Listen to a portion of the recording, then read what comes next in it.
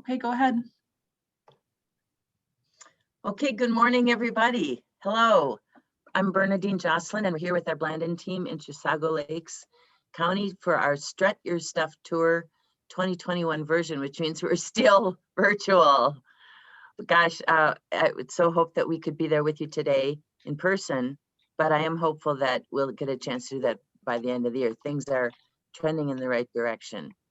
And our purpose here today is just to kind of touch base on the work that your team has accomplished as part of this project, and to hear from you how it's going, what you're doing, what's working, what's not, how we could be more helpful.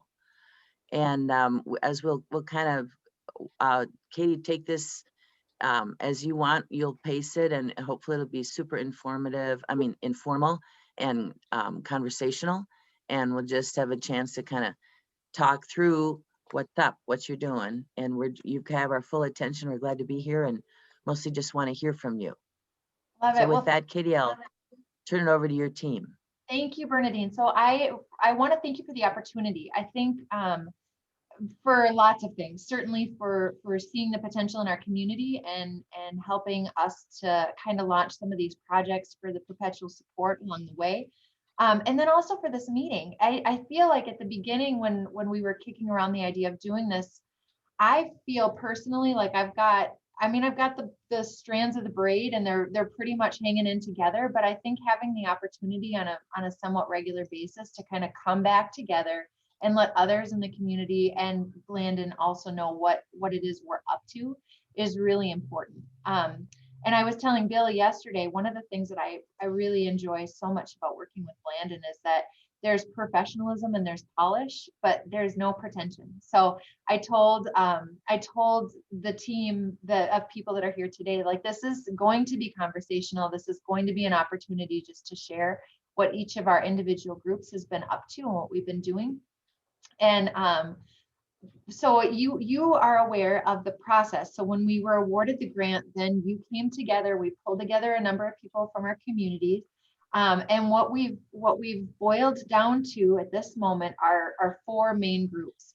We have the Empowered by Innovation group, which Betsy and Natalie are leading the charge on, and they will speak to that in a couple of minutes. We have the virtual manufacturing tours, which are happening mainly with Marlis and Nancy. And then we have the broadband infrastructure group, which is a larger sort of, maybe it's our largest group of people that's getting together. And that particular sort of subcategory has a lot of much bigger implication. That's where we're talking about actually working with people to lay fiber, to get infrastructure embedded into our community.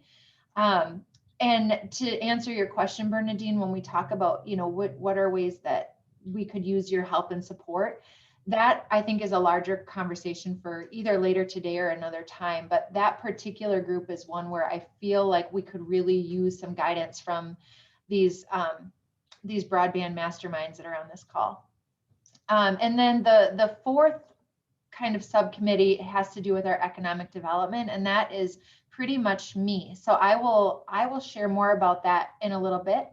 I also wanted to let you guys know, I have Eric Simmons is going to join our call at 10:30, and the two of us are going to speak specifically about broadband infrastructure. So if he jumps on the call, we don't have to hijack anything. I just want to make you aware of that so that either I'll plan to be talking about that at that time, so when he jumps in, or we'll just try to steer the conversation that way so he's got a 2-hour district-wide meeting that he's supposed to be leading. So with that, I am going to hand it over to Betsy and to Natalie to tell everybody what's going on with the Empowered by Innovation group.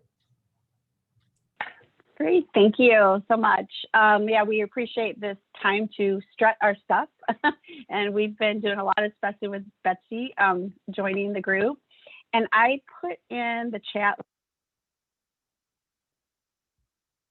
Well, you just muted yourself. Sorry about that. So I was trying to put in the chat the goals of our group, but I'll just mention with the Empowered by Innovation team, It's been great working with the team and just developing the plan and the ideas. And our project goals are really to assist older adults in the Chisago Lakes area to find the right device for their needs, to assist older adults in Chisago Lakes area to be comfortable using social media such as email, Facebook, Instagram, as well as other virtual platforms, and also to assist older adults in Chisago Lakes area to access assistance when and where needed, as well as assisting older adults to enable them to access internet of their choice and wherever they choose. And some of the strategies we have is to offer, there's two main strategies: offering community education regarding technology, as well as offering tech labs, like getting volunteers to assist individuals with their devices. I would say probably the biggest goal that we have met here recently was bringing on Betsy. In the budget, we wanted to have a project coordinator, and it was unanimous with the group that Betsy was the one to do that, with her experience and also her access and just connections in the community. So we've done a lot just in the short time that Betsy's been part of the group. So I'm just going to pass it over to Betsy to give updates on where we're at. Okay. Thanks, Natalie. Yeah, so I came on board about little over a month ago, and am working with the group to, just help seniors have equal access to technology in a lot of ways. And so the first thing we are doing, and it's actually going to happen this afternoon, is to send out a survey to the stakeholders. So that being like senior living facilities in our area, the churches, the libraries, any other entities that work with seniors in our area. And I do work with community education real closely. Things changed a little bit with COVID, but now I'm kind of back. And so community education through our school district is a big partner with this project. So we're sending out a survey to the stakeholders to find out what needs do they see that the seniors need in our area. So I did talk with tons of stakeholders and actually am getting a really great response. Lots of people in our area are interested in helping our seniors with the technology. And so I am looking at some sort of a kickoff, possibly. We're just going to wait until these surveys come back and kind of see where we're heading, I guess, after that. The next survey that'll go out mid-month will be to the seniors themselves in our area. And again, with the help of churches, libraries, all of the stakeholders, will get feedback from the seniors in our area. And so what do they need? So that will help us to direct, I think, a little bit where we're going with it. But I do see some sort of a kickoff with the senior living facilities being on board, some sort of maybe a virtual get together with all of the stakeholders and seniors, and then hopefully just then setting up classes. What do they need after that? So classes and other education to help with the seniors and their technology needs. So, and then also, I don't know, Katie, do you want me to mention the computers that we have had donated? Yep. Yeah, okay. So I'm not sure who donated them, but we have 50 computers. Do you want to speak to that? Yeah, so through this grant, we were the recipients of 50 PCs that came from PCs for People, and that's a collaborative effort between Blandon and PCs for People. So all of the communities that receive the Blandon grant also get these 50 computers. And of those computers, we have 9 of them already farmed out. And Betsy, I'm really excited to hear about that. That's always sort of been like a channel that we have intended on using those, or we've almost earmarked those computers specifically for the work that Betsy's doing. Yeah.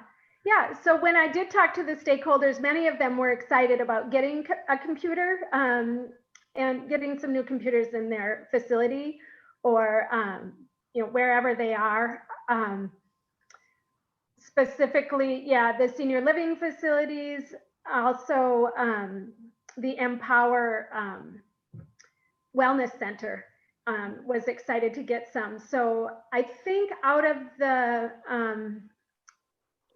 next 41 computers that were left, I think we have about 12 more spoken for.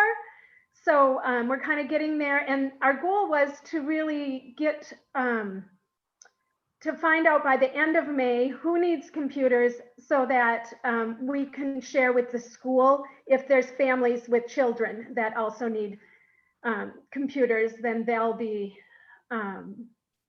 given to young families, I think is my understanding. So we wanted to be done with this before the end of the school year so that Eric can work then with the families. So I think we'll, in the senior world, I believe we'll be taking half or maybe a little bit more. The rest could possibly go to families in our community. So something I want to share with Bill and Mary and Bernadine is that Betsy has worked for Chisago Lakes Community Education for quite some time and has a real dedication specifically to our older citizens, which is why she was such an easy handpick to be our partner on this project. But the other thing I wanted to point out is that a lot of this is this. I remember at the very beginning of this process, Bill, you coached us to say, like, if you had a magic wand and you could do anything in your community and dollars weren't an issue, what would you do? And I think Betsy is probably the single most clear example of us being able to do that because of Blandon. So she has had a lot of these projects and ideas and dreams spinning around for a long time, but hasn't necessarily had the dollars necessary to see them come to fruition. So not only have the Blandon dollars helped us to jumpstart these projects that have been brewing in her mind for a long time, but there's also this embedded sustainability piece. So once we're through spending the Blandon dollars and our grant is completed, Betsy is employed by community ed. So she can take these ideas, this launch, and she can propel it indefinitely into the future because we already have that infrastructure in place. This just allowed us to get there quicker. And that sustainability, which I know is such an important part of any project that we do through Blandon, it's right there. It's deeply embedded in this particular project, which is really exciting. It is exciting, Kami. Let me just ask just two quick questions about that. So what is Betsy's job title? And then who does she report to? And who's supporting her salary going forward? Betsy, you want to answer that? Well, it's kind of still in the works. I did get laid off because of COVID back in March of 2020. And so then there was talk about, will coordinators come back? When do they come back? The school district really wasn't quite ready for that. So initially we did run this through the county. Nancy, thanks for, doing that. But just in the last week, and I think I can say this out loud because I think we're all in agreement that I am going to be employed by the school district again. Probably starting next month. And so they'll take over, initially the grant money to pay me, and then it'll be through the community education department. Michelle Kleist is the new director of community education in our school district. Thank you for that, Betsy. Is it a tech-focused position? No. Oh. I would say, so what my job was prior to, I was running a group called Forever Young, and it was kind of steered by whatever they were needing and wanting, whatever the group decided to do. So a lot of it was social, but we did a lot of education because we're, hooked in with the school district. So I like to keep that senior education social. but then also we had people in our group that were interested in learning more technology. And so I had been talking with a few people that were wanting to start tech labs, even before I got laid off, I guess. So we were kind of getting rolling with that and trying to get something going for what would have been last fall. But then that kind of, went by the wayside. So I guess initially, no, it wasn't technology based, but now that we have been talking more, a lot of the seniors, yes, do need that technology education.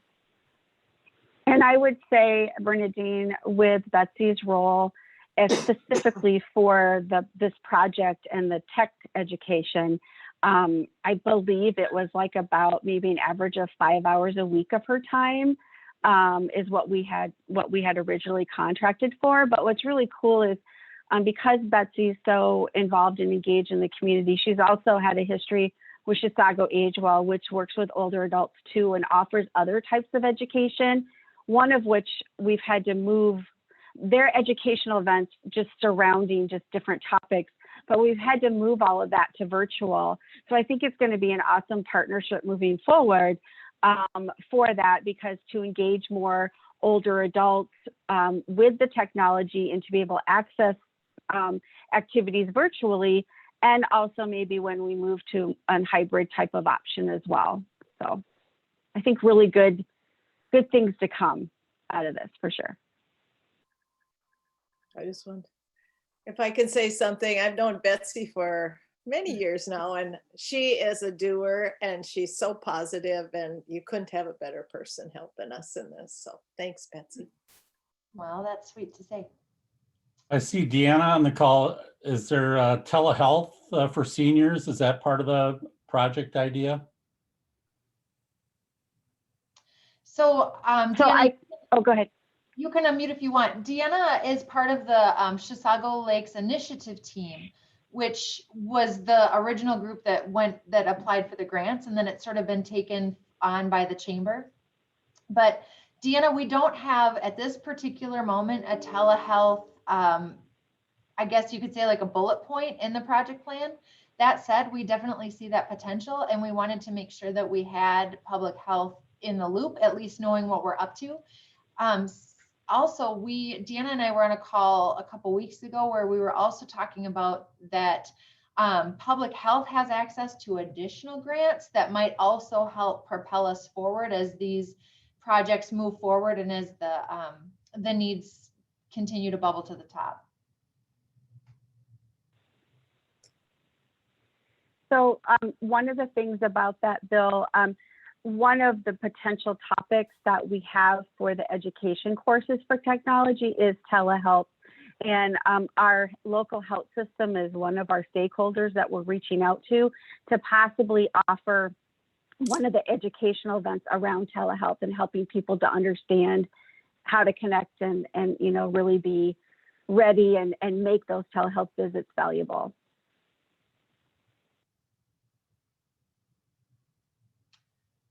Do you guys have any other questions or anything else that you want to expound upon when it comes to our Empowered by Innovation group? Yeah, so thank you very much. I did want to ask Betsy about the surveys. And Betsy, if you had any, I don't know, reflections or thoughts or tips even for us about trying to get people engaged in those surveys, just if you'd say a little bit more about the response. Are people happy and eager to participate? How did you encourage them to get that data back to you that you're looking for?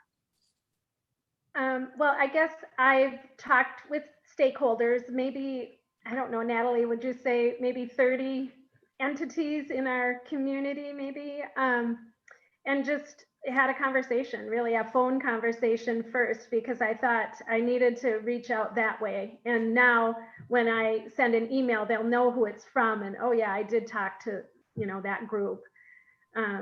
So I think once they understood that, this was free to them and we can help them and we want to be partners with them, I think they were actually really excited about it. So what was the question? Oh, and yeah, About the 'cause- survey, getting good survey Oh. responses. yeah, I mean, Yeah. we're just getting ready to send it out. But I think that what Betsy did, doing a direct phone call, reaching out to those key stakeholders that we're going to not only be able to get information from, but also get connected to older adults with. The other thing the group came up with is like a little one-page, what are we doing? Explanation that can either be sent as an attachment or part of an email. We also developed a short elevator speech for the team as we're talking to people in the community to engage them. So that's kind of where we're at so far, I think, yeah. I'd like to say about that too, there was early discussions about this survey and trying to get at the actual needs. And the team did determine that it was better to go to the caregivers than to the consumers. So asking somebody, what do you need? How does this work? When they don't have the context to even articulate what their needs might be.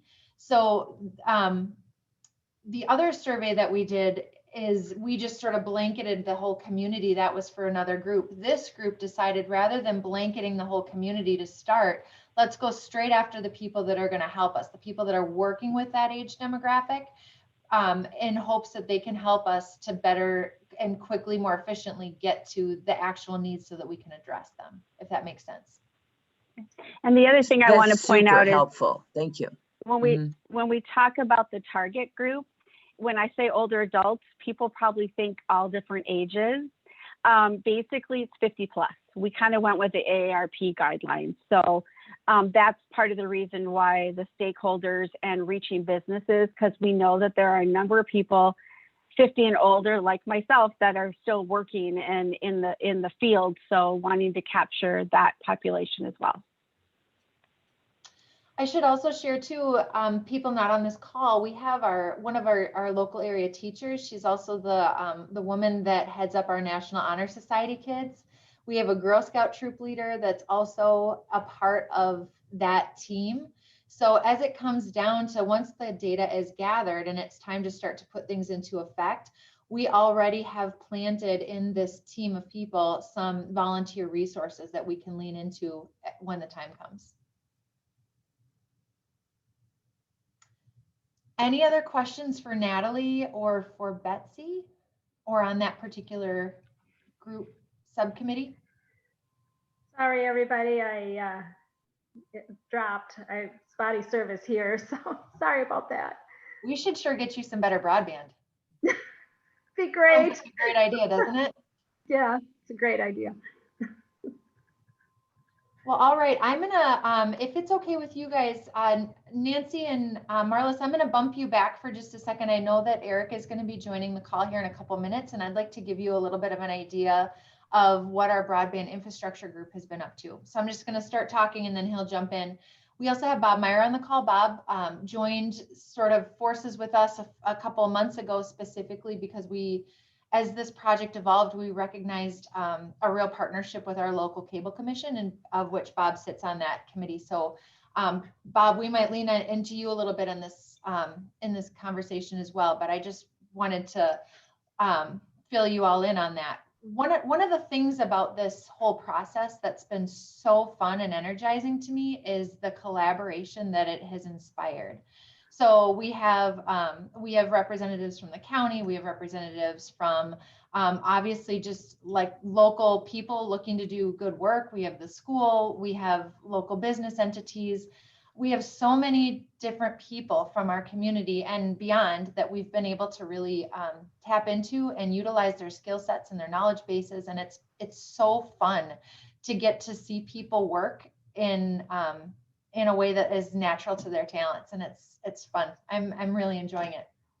So the broadband infrastructure group really sort of set out to tackle what is the picture of broadband internet in the Chisago Lakes area today, and how do we improve it? And Mary, can you give me access to share my screen? I have a couple things pulled up here. I did not do. Can you share? You should be able to. Oh yeah, I can. Okay, go. Yeah. So what we did to start is we launched a survey. We did a massive mailing to everybody in our community, and we asked them to do two things. We asked them to take part in a survey, and we asked them to participate in a speed test. And I'm not going to go through this slideshow. I just wanted to show you.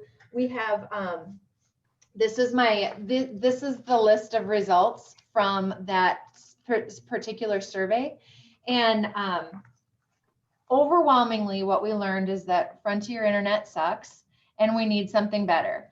And the other part that I want to talk about that I think is of utmost importance, and it's the one that Noelle always reminds us to talk about, and that was people can click on the buttons and they can share yes, no percentages or whatever, but we had an opportunity for them to share their internet story.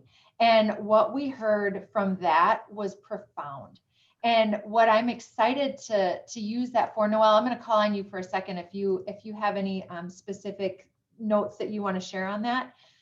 But what we were able to do that I think was a little bit of not a surprise, it's kind of a duh, but I didn't anticipate it, was that now we have this incredible story, this picture of rural broadband that we can take and share when we're sitting at the table to make a much bigger difference. And that is awesome.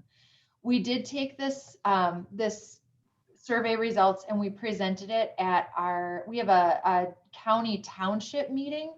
I know it's got some fancy acronym name, and so it was all the townships in Chisago County, not just the ones that feed into our district. But what we did is we shared with them these results, and we pretty much just said, we know we're not alone. We know that those of you that are in this room have a similar story. We've got the truck. Are you interested in hitching your wagon to it? Because the more people that are engaged in this process, the more people that we have invested into making it better, the squeakier we are able to become, and hopefully the louder we can be and make some real changes. Noelle, do you want to share any of the specific stories or any of the highlights on that? And I'm going to pull up another thing I'm going to share. I just thought this was the most fascinating part, because of the 758 or whatever people, about 550 told us their story. And if they had Midco, they were satisfied, it was reliable, it was a big improvement from what they had before. If they had Frontier, they were just the saddest stories you could imagine, about having to reboot their computer just like Betsy did just now, I mean, many times a day.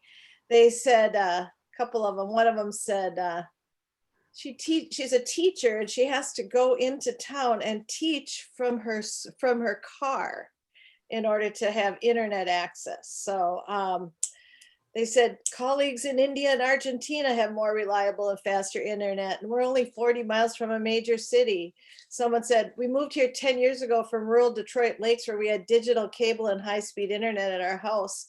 When we moved 35 miles from the state capital, we never imagined the services would be so antiquated and sparse.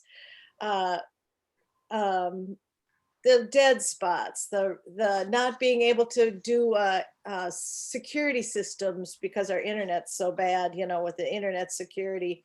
So drops 10 times a day. Anyway, it was a constant complaint. So anyway, it was very interesting, I thought.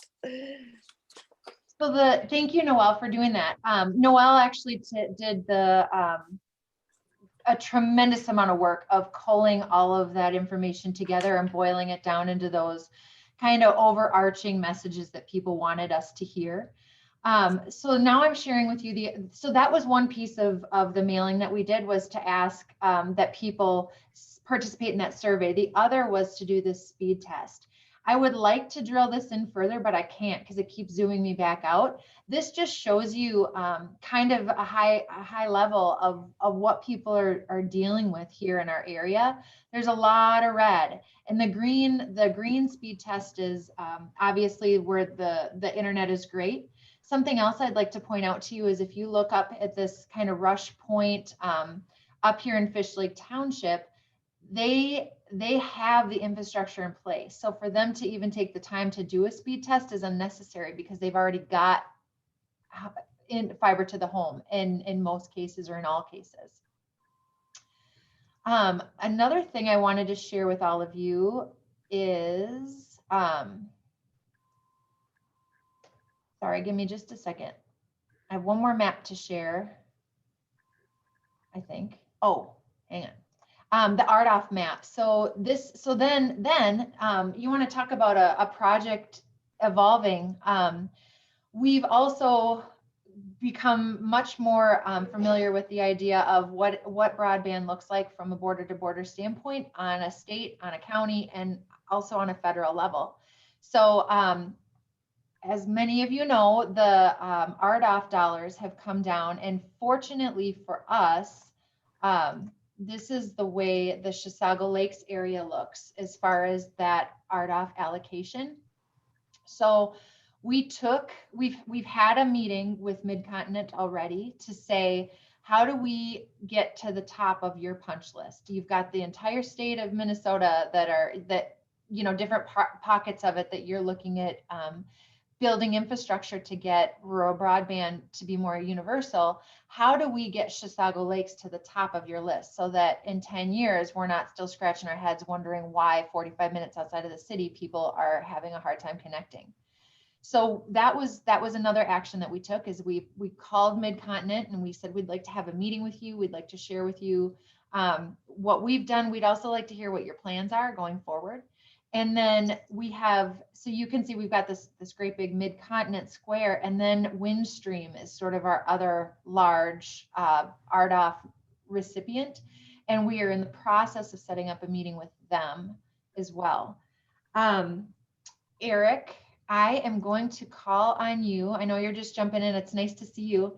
I'm just kind of giving an overall, but what I said to Eric yesterday when we were talking about presenting on this is I said it's been a real pleasure to get to know so many of these people. And one of the things that I love about being in meetings with Eric is that we think along the same line, but very differently. So he's always coming up with questions and has thoughts that I'm always so glad he asked, but I hadn't thought to think of myself. So Eric, do you want to jump in and maybe share some of the collaboration with the Cable Commission and your perspective on this project?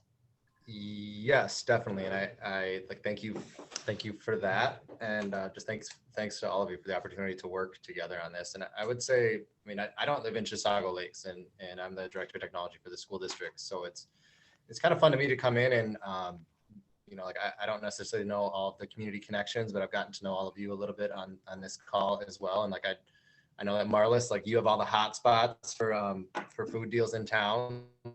Marlis knows where things at.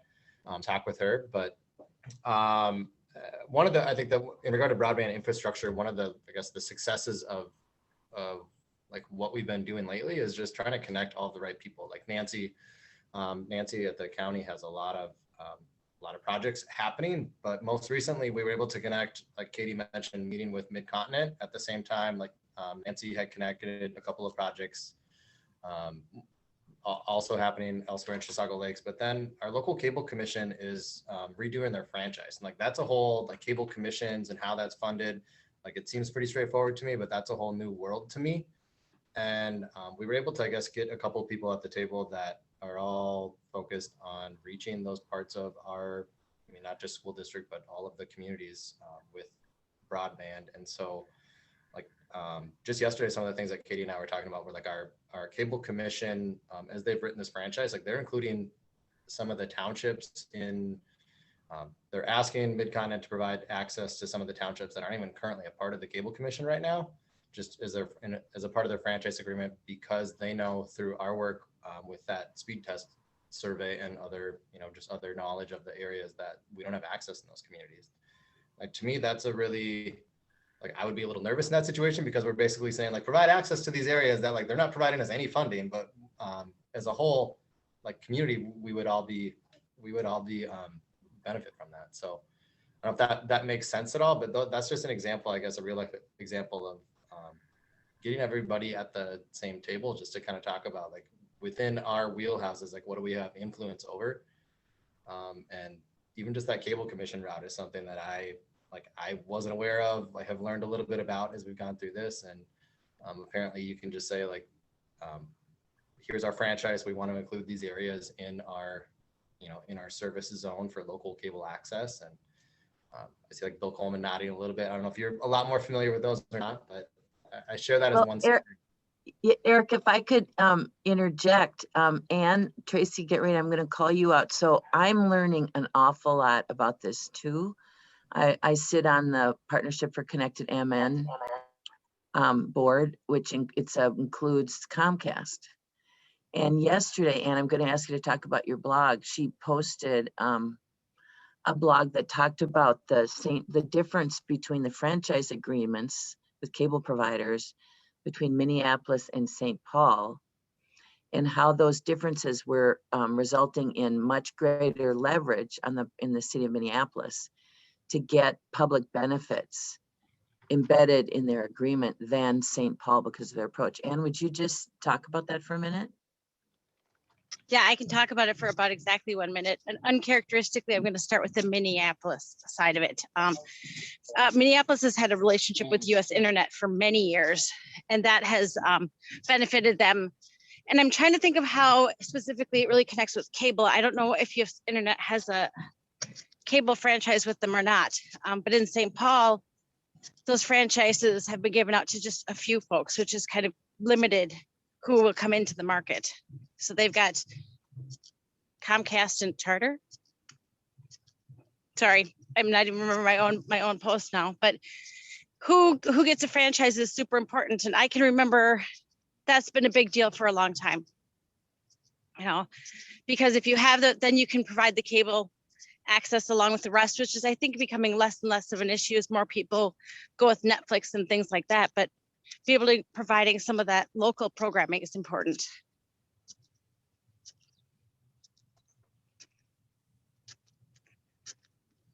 Bob, do you have anything you want to weigh in on this? You're a local cable commission guy. Well, we happen to be in the process of negotiating a new franchise agreement for the Chisago Lakes area. Currently, we're almost through that entire process now. It's been going on for about 1.5 years. And as Eric mentioned before, we are actually putting in our agreement to expand some of the areas that technically don't fall within our franchise. It's included in the Chisago Lakes Township area, where we will continue to pursue those. Hopefully they'll agree to it. And the reason we're putting those is because we know that broadband is an issue, and there is the density in the areas that we're selecting that should provide Midco access or meet the Midco density levels that they require. So we're kind of hoping that we at least expand to those areas that we've identified in our process. I can't go too much into the franchise agreement because we haven't approved it or anything yet, but we're getting very close. We would like to, leverage, like Eric said, if we had Chisago Lakes Township and Center City and Taylor's Falls all in the same joint powers agreement, that would be a better leverage. But currently that doesn't happen that way. So. Thank you. I would also jump in because a new action that we made as well, just since like our kickoff meeting in Grand Rapids when we were face to face, which was that was a long time ago, and in all of our worlds probably, was I'm thinking like, so we bought 45 hotspots, which we knew was a short-term gap. 45 of those were funded through Blandon. As a school district, we ended up with like close to 100 hotspots at the peak of distance learning, just to try to get families connected. We still have most of those out, even though Chisago Lakes is back face to face, unless you happen to be in a couple of our elementary classrooms who have been, COVID is still a real thing, and quarantine guidelines are still a real thing. So we're still dealing with having to shift to distance learning for 10 to 14 days.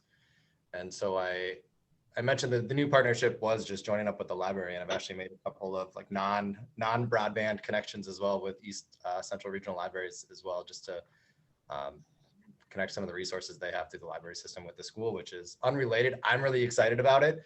Nothing to do with broadband, but I'm just kind of excited about what that partnership has been.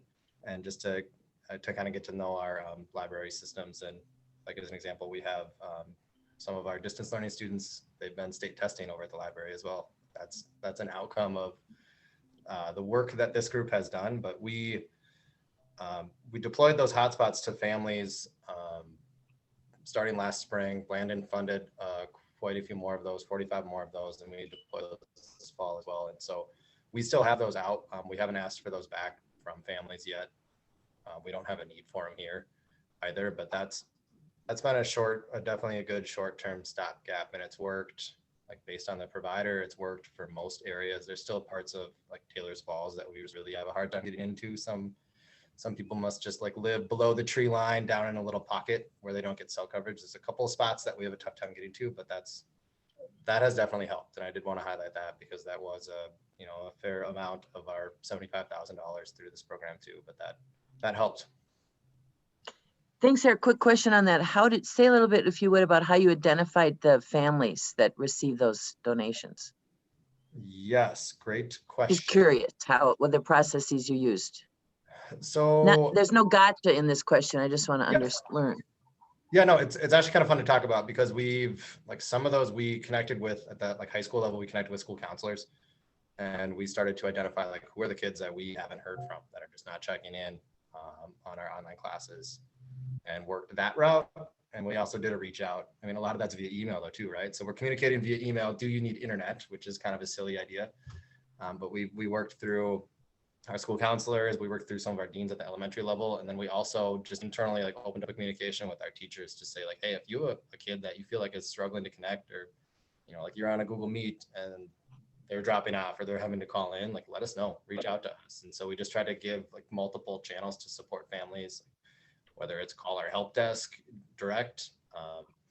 We also had a grant, like the Digital Navigators grant through the state as well, which helped pay for some time to work with families to just walk through their options. So like, you live here are the service providers that you either do or don't have, like here are their numbers. Let's help you call them. Let's help you get service set up and installed in your house. We did a lot of that as well. So I don't know. And Eric, I don't know how close you were to, looking at these lists, but I'm just also curious, I could see you're asking multiple people to identify families or students that might have a need.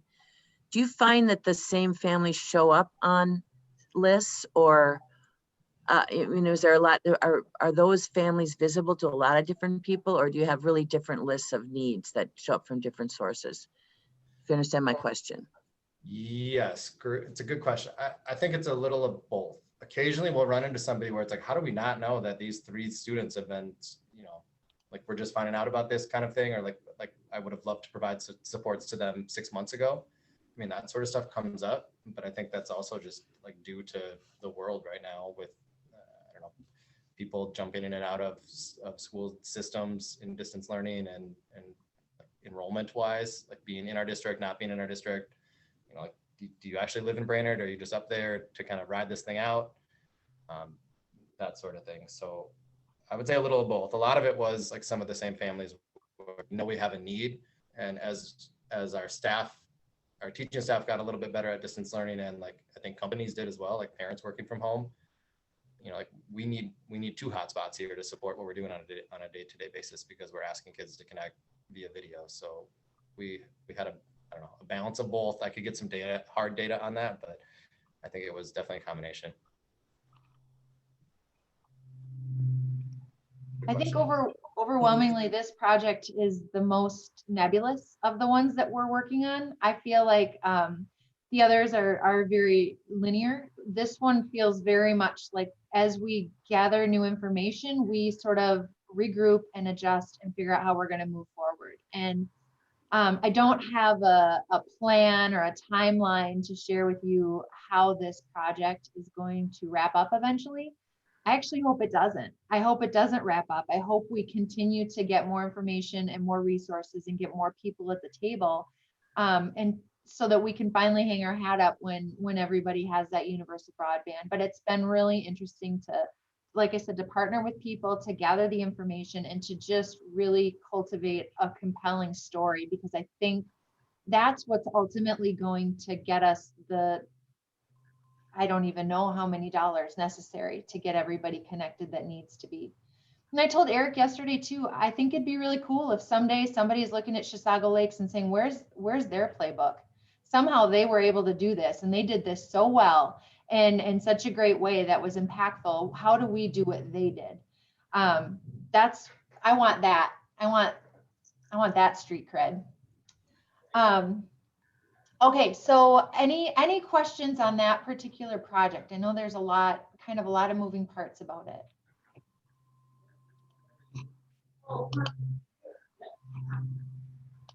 Okay. Do you guys, are you, let me just ask, so Eric and Katie, are you guys looking at this year's state B2B grants? Do you look to have a project that might be submittable for the state funding?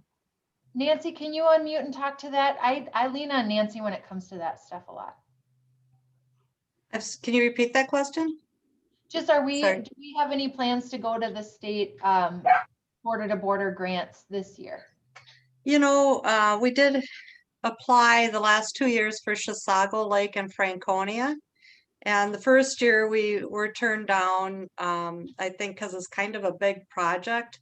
We were looking for like 5 million and there's only 20 million total. So the next year we went back in and CTC took a look at it closer and put more in. The townships were going to put more in. And then we got kicked off now because of RDOF. So I don't know if they would have been funded or not. CTC has been gracious enough to continue to talk to us, but I don't think there's any plans because of the RDOF funds.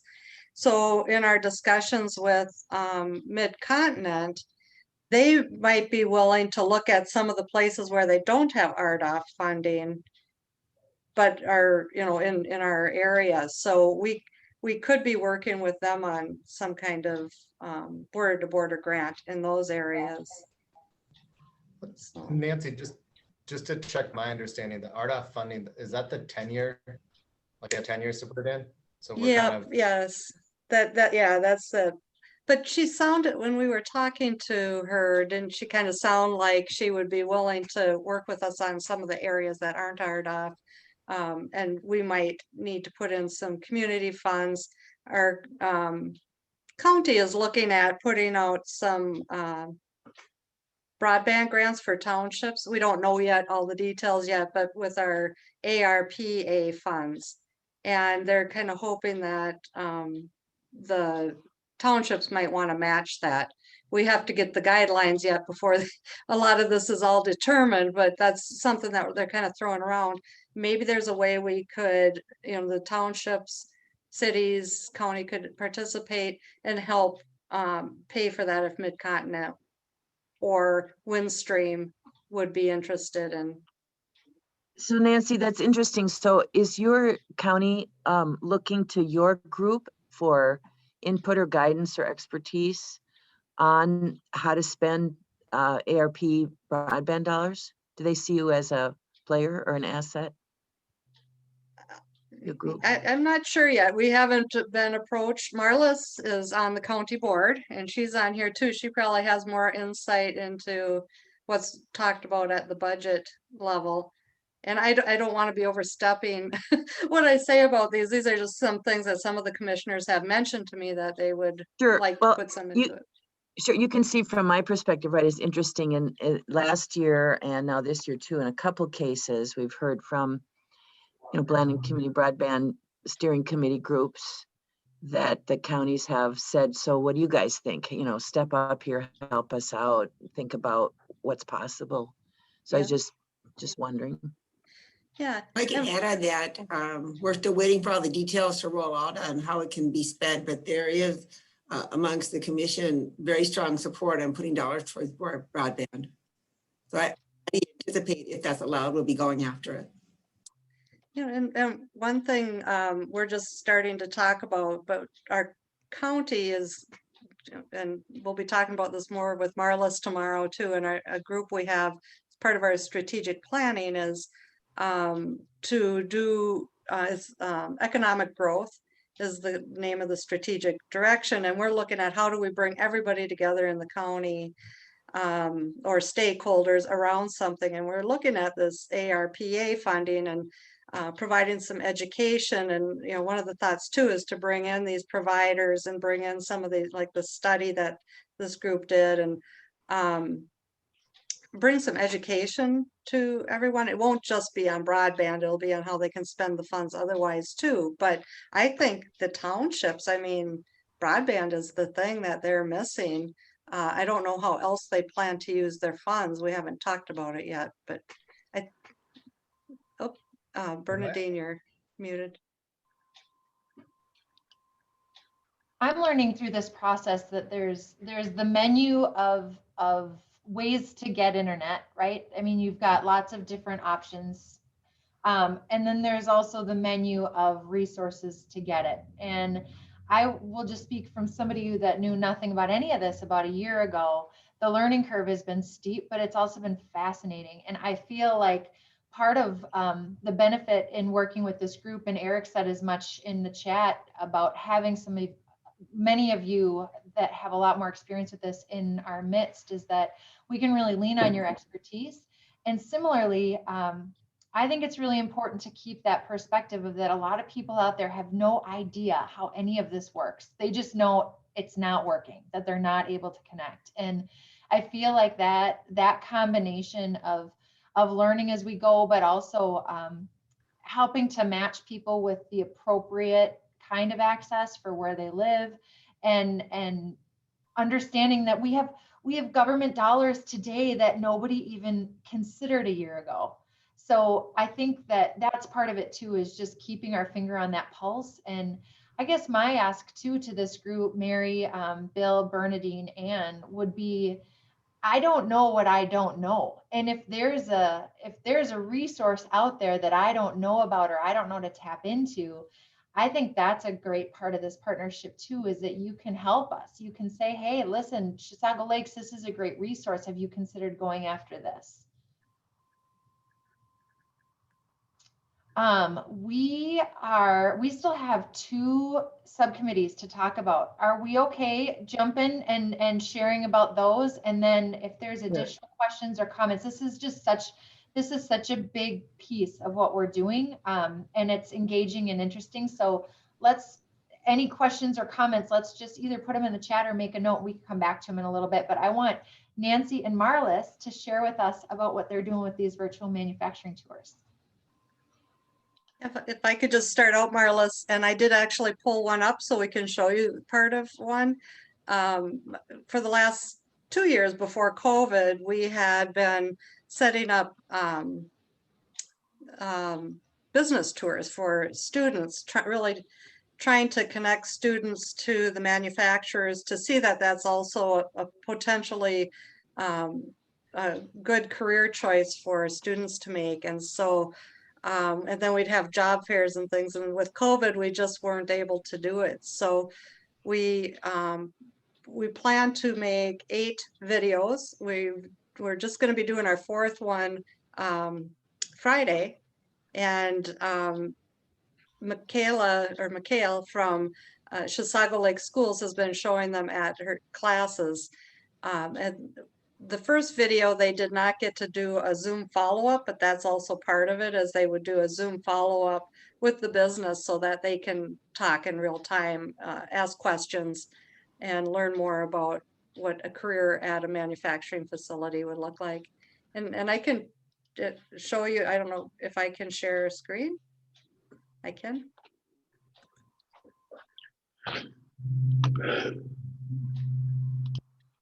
All right, can you see Scott Peak? Yep. Okay, this was plastic products out of Lindstrom. And I'll just show you, it's a long video, so. Oh, I don't think I put the volume on when I did the share. I think you'll have to reshare, and there's a little button that you check for. Yeah. Sound. I knew that, and I totally planned on doing it, and then I didn't do it. So here we go. Hi everyone, my name is Scott Peak with Plastic Products. I'm the plant manager here in Lindstrom, Minnesota. We are a custom injection molder that services different industries like automotive, medical, appliance, consumer products. The company was founded in 1962 by Willard Smith. In 1975, the founder, Willard Smith, passed away unexpectedly. His wife, who was then a bookkeeper, took over the business and had ran it for many years. In 1980, I'll stop. I'll move ahead a little bit. Our handbook They on brought in their benefits. We have HR some great person to benefits talk here as well. We offer health, dental, vision, life insurance. We have 401k that you can participate in, and we are also 100% employee owned, so we start earning shares in the company. And that's a great way for retirement that costs you nothing, but just to be here and do. what are you looking for? And then they went on a tour. There's Marlis. So here we are on the molding floor. We have 52 presses on the shop floor, kind of horseshoe shaped. We'll do some walking around and ask some questions and look at some of the neat product we make. This is one product we make, plastic injection molded. It's a cover lid for a odor shaker. You can see the press Just to here let you know, we runs use 18 the, cavities. It'll mold 18 of the Chisago Lakes Cable stopped because Commission one camera saw something it didn't to like. do this. Jack So he's going to Dempsey. look at it, see what it is, and then just I'm gonna This go one, towards the it's end. inspecting the top cap, making sure it's placed properly. My advice for anybody that would want to work here is it's a very solid company. It's been around for nearly 60 years. It's not going anywhere. No matter what department you're in this building, in this company, there's teamwork. The plastic products mantra is our pledge, expect more. Go, PPC, go!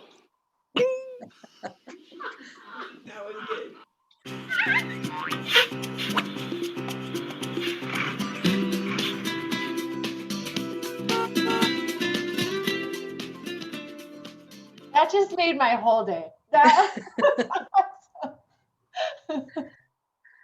He's a longtime employee there.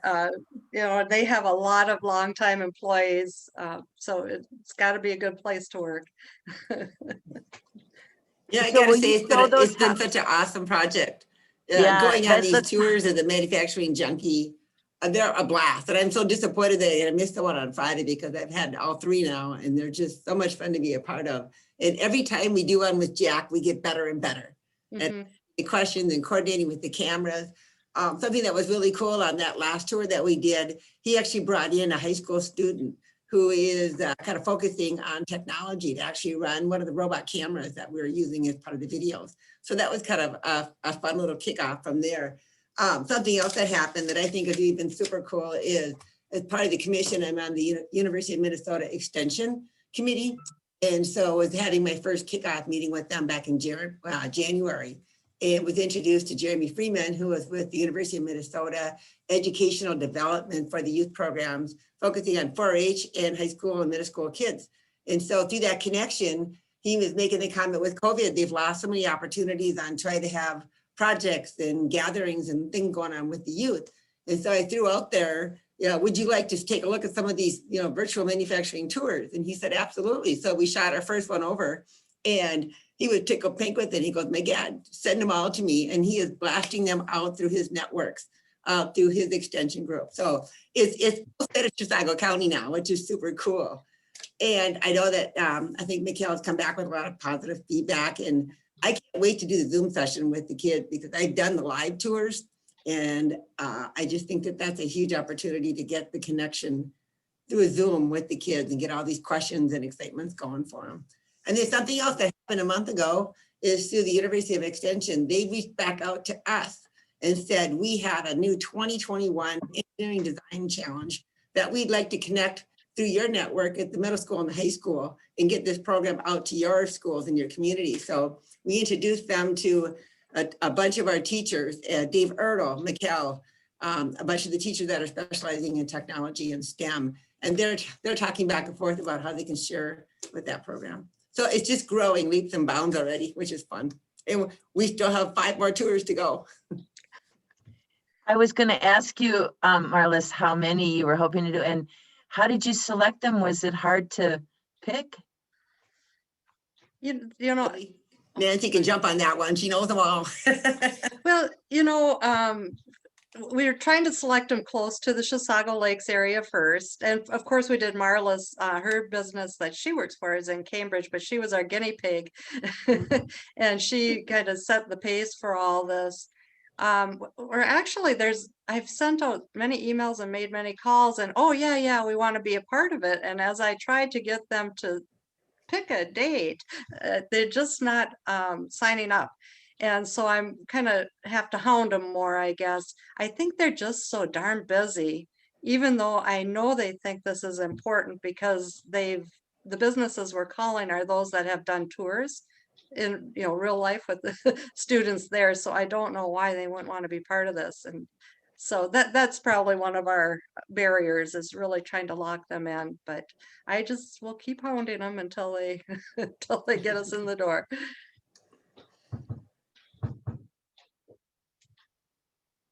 They're so much fun. I want to put them up on our webpage, our countywide webpage, for people to learn about the businesses that we have here, whether they're students looking for a job or just somebody looking at, what are we doing here?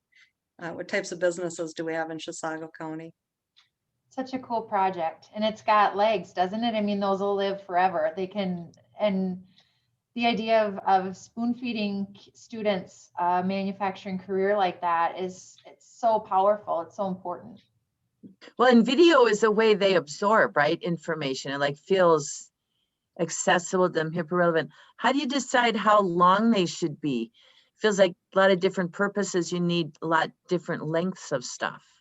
And depending on the size of the business too, the Premier Pontoon, or Premier Marine, I guess they're called now, they had 4 buildings. So that was, kind of a longer one. We look for them to talk about the history of the business. Basically, what do they do? Some information on what types of jobs they have available and their benefits and that type of thing. And so that probably takes about 10 minutes of the video, and then maybe another 10 minutes of touring, give or take, depending on the business. And Jack just does a great job of editing it to get the important parts. And I love the way he throws the words up there so it stands out even more. He does a great job.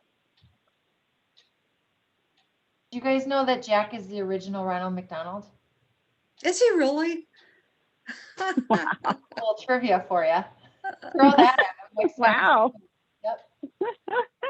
Cool. Any questions at all for Marlis and Nancy? Good job. They're so interesting. That's awesome. So I have a question. You were mentioning the Zoom. So what I understand is the intent is to show the video and then maybe have a conversation after, or Q&A. So how is that working, and how soon after maybe a group of students or a group sees the video are you trying to have a conversation? Yeah, and that's done at the school. Mikhail, in the latest email that I had from her in regards to this, they had not yet done the Zoom. She was trying to find time. I think they have a hard time finding time. Kids, school is so much different now between the hybrids and when they're in class and when they're not. But yeah, the idea was to set it up with the meeting. They'd watch the video and then have 10-15 minutes of Q&A with the manager, owner, whoever, HR. We tried to get a lot of those questions answered within the video, but I'm sure there's a lot more. Do you give the kids a resource at the business on the chance that they are interested or want to reach out on their own? We really haven't, but we should give them something with the name of, who do you call, maybe listing the jobs again, something they can take with them. And that's a great idea. I've had my own experiences of that here at the chamber. Just specifically the Carl Oscar Days ambassadors come by every year, and we give them a tour of what we are as a tourism center, but also as sort of the hub of business in our community. And we invite the kids to come back if there's something we've said that's of interest to you, or if there's something that you know, this is maybe a potential job that you would be interested in learning more about, call, stop in anytime.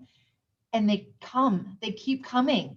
And so that's, I think sometimes when it's within the structure of a classroom, it's easy to blow off, but if there's a nugget that they hung on to, or they have a resource that they can reach out to on their own time, it never, I'm thrilled when they call, and it always is a little bit surprising to me, but it's a really cool way to nurture those relationships in a more organic kind of way. That would be a great opportunity once we get the Zoom session set up with the follow-up to be able to offer that information and say, you know, your name, a face, and they can connect better with that too.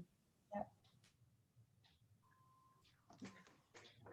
So does anybody else have questions for Marlis or Nancy on that?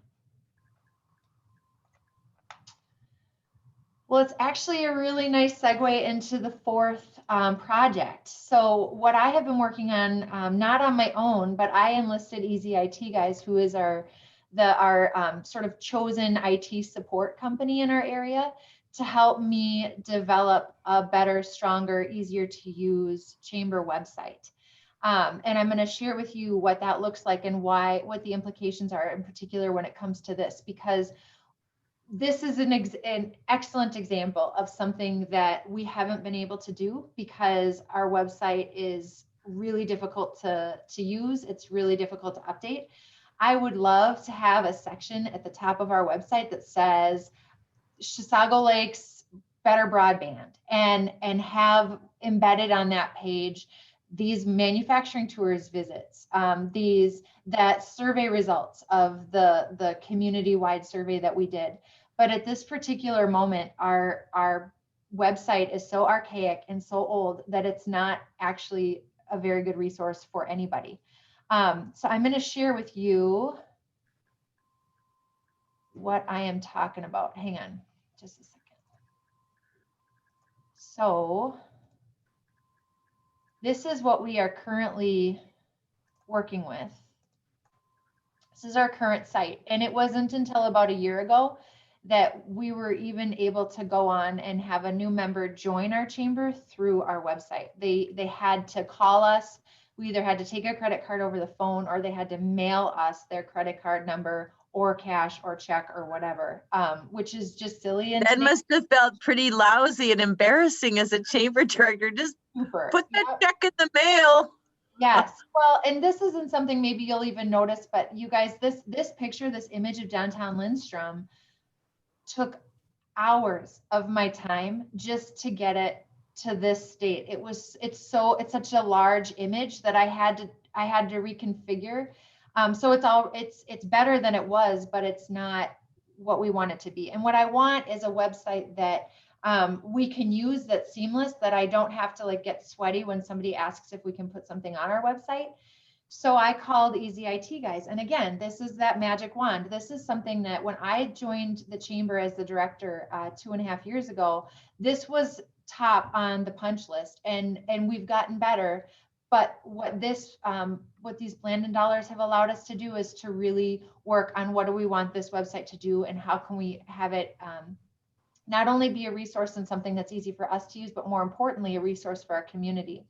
So this is can you see it? Did it switch over? Mm-hmm. Okay, so this isn't done. This is our beta testing site. You can see this green 4. This site has this little plus where I can go in and I can make updates, and then our designer will go in and they'll fix it. But this is what we're moving towards. This Explore Chisago Lakes right here up in the corner will become the Blandin or the broadband project page. So this is just an example. And again, Lori's up in Brainerd now. We have Jerry, but this is just an example of some of the changes that we've been able to make. I just want to show you really quick. So this member directory page, this is what we're currently working off of. And if I go, I guess this is better than it was, but if I go to, let's just say, well, never mind. It's not a very good example, but What we did is a year ago, better than a year ago, we purchased a data management system that's helped. And I always consider them to be sort of like the candy wrapper on the candy bar, but the candy bar still has to be good for the wrapper to do its job. So I'm really excited about the development of this. It's fresher, it's easier, it links to our social media. So any questions about this?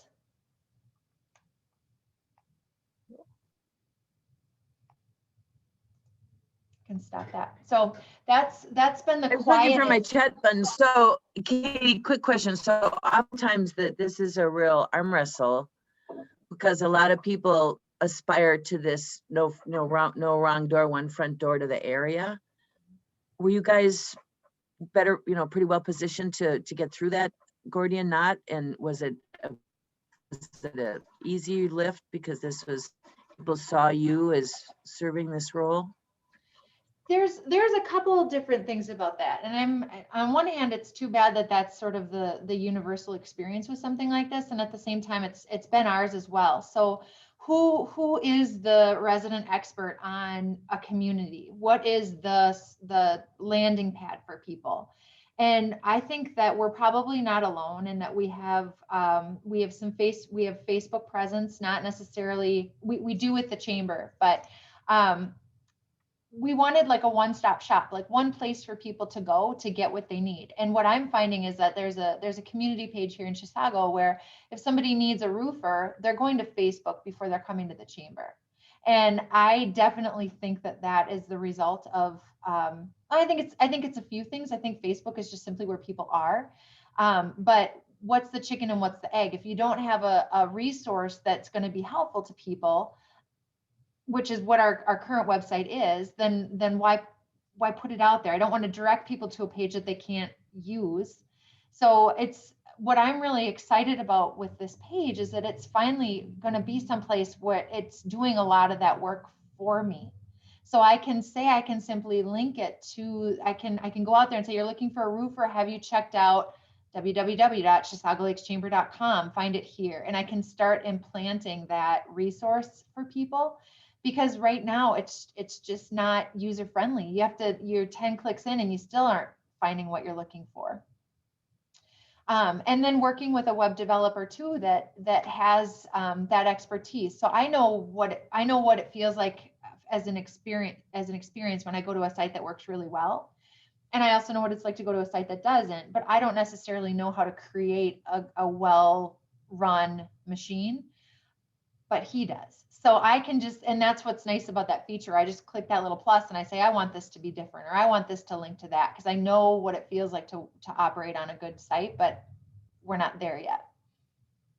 And incidentally too, this site should go live very soon. You guys just got the very first preview. This is something I've been chipping away at for a few months now, but I'm going to share it with our board of directors at the chamber here tomorrow, and hopefully having it go live in the next couple of weeks.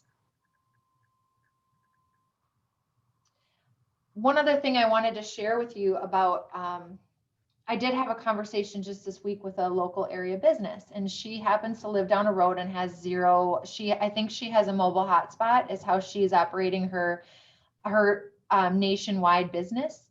So, and it's not adequate. And something that's been interesting to me as a part of this whole process is I learned through talking to Midco that part of the RDOF dollars that Midco's been assigned is that they no longer have to say, I'm sorry, we can't run that cable. We're going right by you. We can't run it the 100 feet that we need to connect to your home or to your business.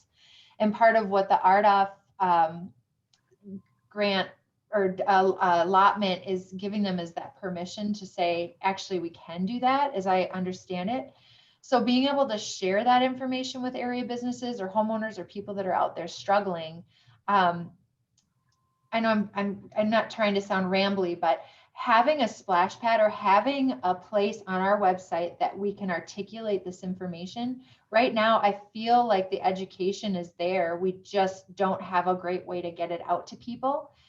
We did the survey, we asked the questions, people gave us their feedback, but we don't have a vehicle to share that back with them, which is what that's what I anticipate that website to do. Similarly, as these projects evolve and as they change, and as the Empowered by Innovation group moves from this phase of it to a more community ed centered phase of it, we can link it there. We can share people. We can give them the roadmap so that it's not just lost in space, which is how it feels right now. Do you guys have any questions on that? It's really cool to see, and I'm so glad to know, Katie, that you see it as a leverage tool that will help amplify and kind of be a container for a lot of the other work you're doing. It's not glamorous, right? But it's going to make a big difference. It's like having a good chassis under there. So, well, and I guess I did have one other. So a lingering question from all we've heard this morning is, sounds like you're sitting on some real gold with those stories.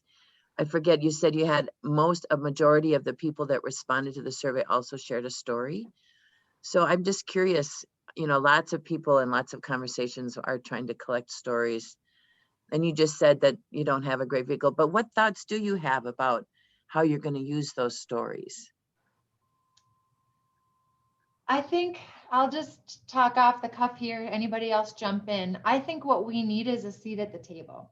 We have that PowerPoint, and we have our data cultivated into one concise place, including the stories, which Noelle did for us as well. I think what we need now, as far as sharing that, I certainly can put that out there onto the website when it's built and once we have a good home for data like that. But I think when it comes to sharing that information, I want to be at the table where it's going to make the most impact. For us, I think sitting at the table with Midco was really important, and calling them and saying, listen, this is who we are. We know that we're on your list of priorities. We want to be bumped to the top, and this is why. We have our ducks in a row. We are prepared to be a really great partner for you. How do we get to the top of that list? And then similarly, having a conversation like that with Windstream, as the need, I mean, I don't think the need needs to grow. I think the need is really there. But as we start to talk about, you know, border to border broadband grants, or talking to players at a local or state or even a federal level about what we need right here in this community, that's where I really see leaning on those stories and sharing. Similarly, I would also tell you too, and I know I'm not alone in this, but as the months have gone by since we took that data and did that survey, I've had a number of people reach out to me individually just to say, what do you need from me? How do I push this forward? We're sitting in a black hole out here and we really need help. And I've been collecting names and contact information of people so that when we do have an opportunity to bring those stories to light, we've got the people that we're bringing the horse to the water.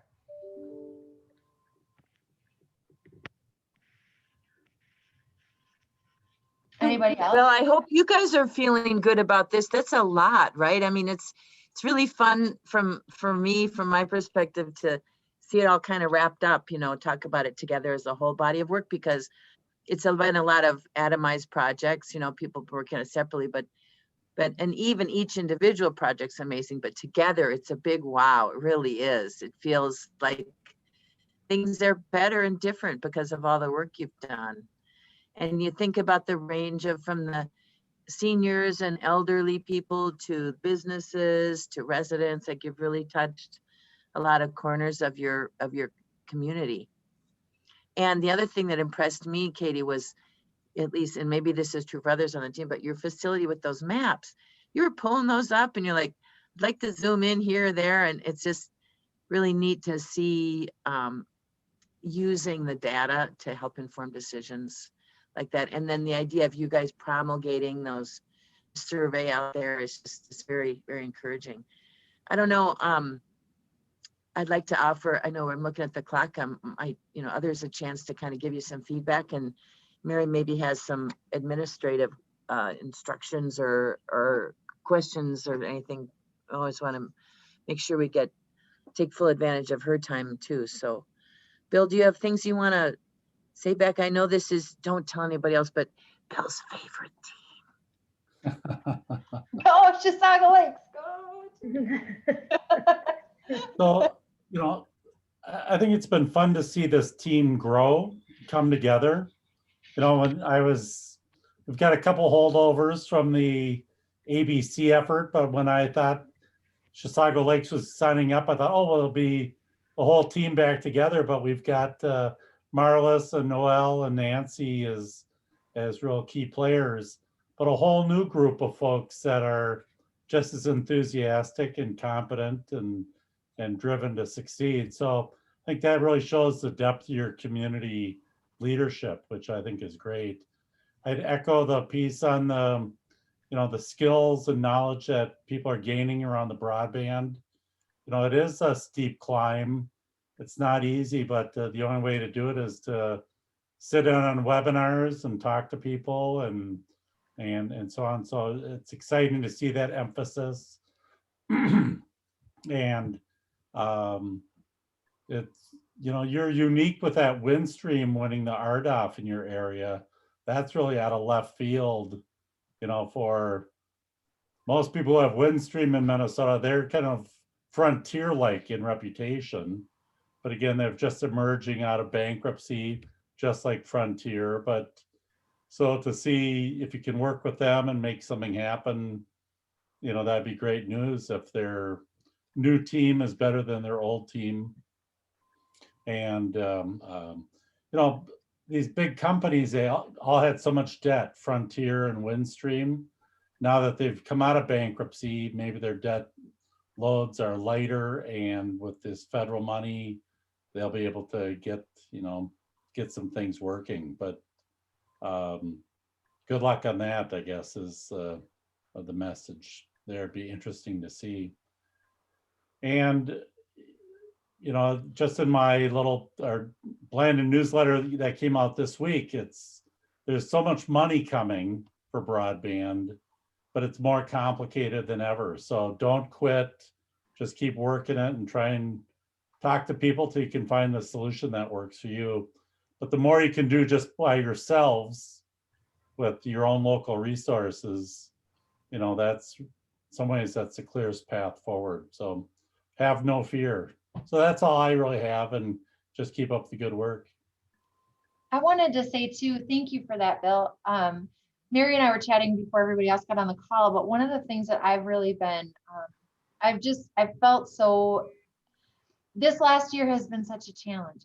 I mean, isn't that the biggest understatement of the year? Like, it's been so hard, and there's been so many different corners of all of our lives that have been impacted by this pandemic, and have, in some cases, you could have found me, you know, curled up rocking under the stairs. But what this project and these projects, this Blandon grant has given us is an opportunity to move and to do big, cool things for our community, despite all the noise and all the nonsense that's happening outside of our doors. And I am so appreciative for that, because I feel like right now is a time where people are leaning into sort of like desperation in a lot of ways, and they're feeling beholden to either government or this pandemic or whatever it is. And what these projects have been able to do is not do that. We've been able to move forward. We've been able to be unstuck in a very stuck time. And that is tremendously fun. And it has made coming to work a lot of fun, because I know that every time I sit down to work on one of these projects, not only is it going to be something that I'm going to learn and grow through, but it's going to make a big impact on my community, on people that I love and care about, and potentially even wider spread than that. So I just wanted to say thank you on behalf of Katie Malchow, and also on behalf of this community, for believing in us, because you gave us the WD-40 that we needed this last year. Wow, that's so nice. Thank you, Katie, so much. We sometimes joke at the Blandon Foundation, though, that, you know, the money isn't worth a hill of beans, as they would say, without the work and the leadership that you guys have shown. We could just as well put an ATM machine out there in the lobby, because it's your imagination and belief that it can make a difference if you come together and work something that that is what's on display here today. Everybody's jumping off the call. Everybody's got 11:30s. It's so nice to see you all. Thank you for taking the time. Thanks so much. Great job. Thanks. Have a great you. day. Nice work. You Thank guys. you. Bye-bye. Bye. Bye.